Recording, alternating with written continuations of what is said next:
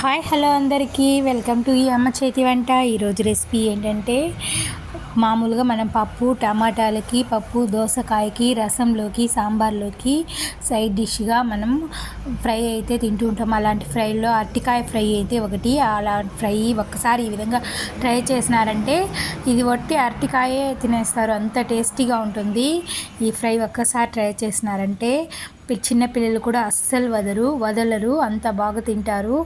మనం దీన్ని కారం, ఉప్పు, రుచి ఏ విధంగా టేస్ట్గా చేయాలో ఈ వీడియోలో అయితే సింపుల్గా తెలుసుకుంటామండి. ఫస్ట్ అయితే మనం 2 అరటికాయలు, పెద్ద అరటికాయలు అయితే తీసుకొని శుభ్రంగా వాష్ చేసుకొని అయితే కట్ చేసి, అంటే పూర్తిగా కట్ చేయకుండా పైన పొట్టు నార మట్టం తీసుకొని వాష్ చేసుకొని కట్ చేసుకొని వాటర్లో కడిగి వేసుకొని ఆయిల్ వేసి ఆవాలు, జీలకర్ర, వెల్లుల్లి చిటపట అన్నాక వెల్లుల్లి వేసుకొని మనం కడిగి పెట్టుకున్న బనానా చిప్స్ అయితే వేసేయాలి. అందులో వేసేసిన తర్వాత తగినంత సాల్టు, పసుపు అయితే వేసి మనం బాగా కలబెట్టి మూత పెట్టేయాలి. మనం ఈ మీడియం ఫ్లేమ్లో ఉంచితే అరటికాయ అనేది 5 మినిట్స్లో బాగా అప్పుడప్పుడు తీసి కింద అడుగంటకుండా మాడకుండా కలుపుతూ ఉండాలి, లేకపోతే కింద మాడిపోతుంది. వాటర్ అంతా ఇంకిపోయే వరకు అయితే బాగా ఫ్రై అవుతూ ఉండాలి.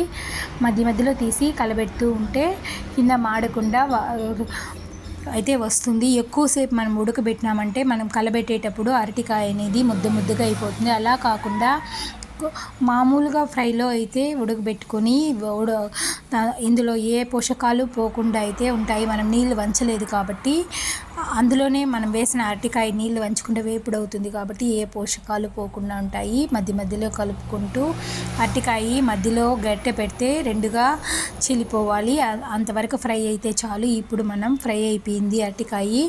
ఇప్పుడు మనం తగినంత కారం అయితే వేసుకొని, దానికి తగినంత మనం ఎంత చేసుకుంటామో దాన్ని బట్టి కారం అయితే వేసుకొని, జీలకర్ర పొడి, ధనియాల పొడి అయితే వేసుకుంటే చాలు. వేసుకొని బాగా ఫ్రై చేసుకున్న తర్వాత కొత్తిమీర కొంచెం వేసుకొని ఫ్రై చేసుకొని మనం బౌల్లోకి తీసుకోవడమే. చాలా అంటే చాలా సూపర్ టేస్టీ అయిన అరటికాయ ఫ్రై అయితే రెడీ అయిపోతుంది. కింద మాడకుండా కలబెట్టుకుంటూ ఫ్రై చేసుకున్నామంటే టేస్టీ అయిన అరటికాయ వేపుడు. దీంతోనే అయితే మనం ఆ రైస్ కూడా తినేవచ్చు, అంత టేస్టీగా ఉంటుంది. తప్పకుండా మీరు అయితే ఒకసారి ఈ ఫ్రైని ట్రై చేసి చూడండి. మీకు ఎలా వచ్చిందో అయితే కామెంట్ చేయండి. ఈ వీడియో చూసినందుకు లైక్ చేసి సబ్స్క్రైబ్ చేయండి. నచ్చిందంటే మీ ఫ్రెండ్స్కి, రిలేటివ్స్కి షేర్ చేయండి.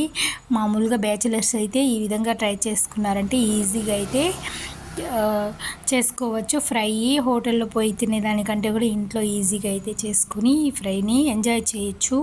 సూపర్ టేస్టీ అయిన ఫ్రై అయితే రెడీ అయిపోయింది. ఇప్పుడు మనం ఒక్కసారి ట్రై చేసినామంటే మళ్ళీ ఇదే లెవెల్లో అయితే మనం ట్రై చేస్తూ ఉంటాము, అంత టేస్టీగా ఉంటుంది ఈ fry. Thank you for watching.